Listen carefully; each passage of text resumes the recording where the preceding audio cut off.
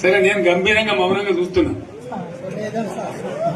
నేను కొడితే వట్టి కొట్టు నాకు అలవాట్లేదు కదా. చూద్దాము.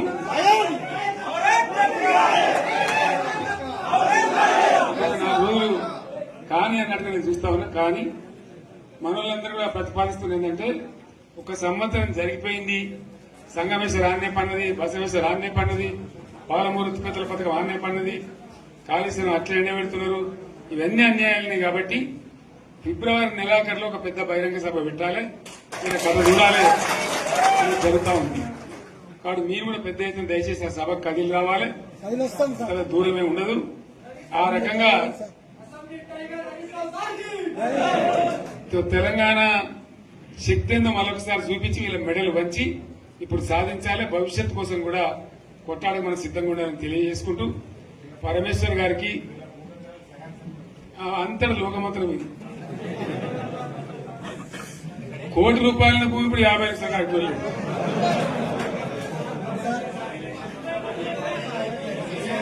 ఈ ఒక్కని బాధ ఒక ఆయన వచ్చింది, మన ఒక ఆయన ఒక 10 మంది వచ్చారు హైదరాబాద్కి.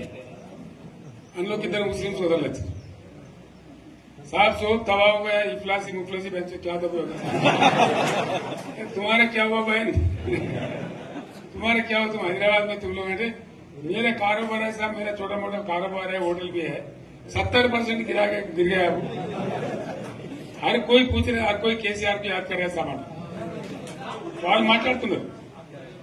ఎక్కడ ప్రతి ఒక్కరు భూముల ధరలు పోయినాయి, మందు పోయినాయి, మసాలా అన్ని పోయినాయి.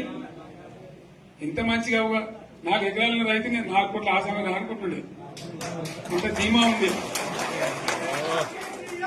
ఎంత బాగుంది. హైదరాబాద్ నుంచి అడిగితే కూడా వచ్చి మనం ఇయ్యకపోదాం భూములు, డిమాండ్ పెరగానే.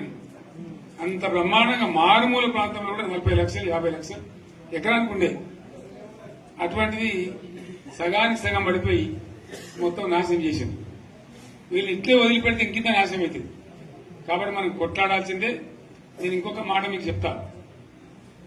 ఎలక్షన్లలో నేను మస్తుగా చూసిన 50 ఇళ్లలో పార్టీలు గెలితే ఓడతాయి. ఇంత మాయలు మీ ఏడాది లోపలనే కాంగ్రెస్ పార్టీ దొరికితే కొడతామని అన్నంత గొప్ప.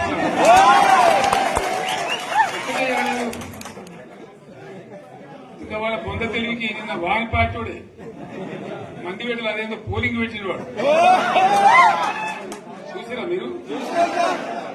ఆ పోలింగ్ పెడితే 70% మనకు వచ్చింది, 30% మనకు. వాడు పెట్టింది మనం పెట్టింది కాదు.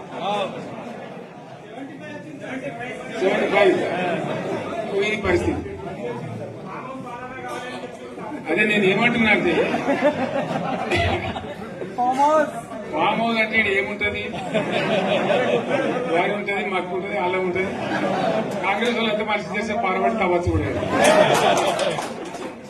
లంగత. దీన్ని ఫామ్ హౌస్ అని మనం బదనాం చేసి అంతే కదా. నేను ఏమంటున్నా అంటే, అన్ని మబ్బులు వీడిపోయినట్టు ప్రజలకు అన్ని తెలిసిపోతున్నాయి. మంచి ఏంది, చెడ్డ ఏంది, ఏం జరిగింది అన్ని ఇంకా ఘోరమైందని చెప్తున్నా. వీళ్ళ తెలియదక్కతనానికి ఏమైంది? నిన్న మొన్న రిపోర్ట్ వచ్చింది. Comptroller and auditor general of India అని కాగ్ అంటారు దాన్ని. కాగ్ రిపోర్ట్ వచ్చింది. పోయిన సంవత్సరం మన గవర్నమెంట్ లో వచ్చిన ఆదాయం కంటే 13,000 కోట్ల రూపాయల ఆదాయం తగ్గిపోయింది.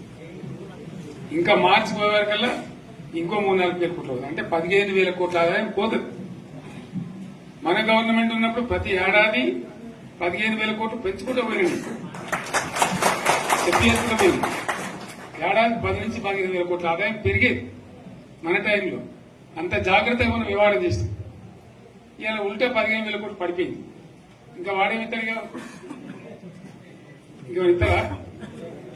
ఇంకో 4-5 నెలలైతే జీతాలే కష్టమైపోతూ అందరికి పెండింగ్ పెట్టి రిటైర్ అయిన దొత్తలు పైసలు మీరు చూస్తారు కదా పేపర్లలో. సో ఆ విధంగా రాష్ట్ర ఆర్థిక పరిస్థితిని కూడా దివాలా తీయించారు. ఇవాళనేం కాదు, 100కు 100% ఇప్పటికే ప్రజలు నిర్ణయానికి వచ్చారు. డెఫినెట్ గా రాబోయే గవర్నమెంట్ మనదే అని అనుమానం కూడా అవసరం లేదు.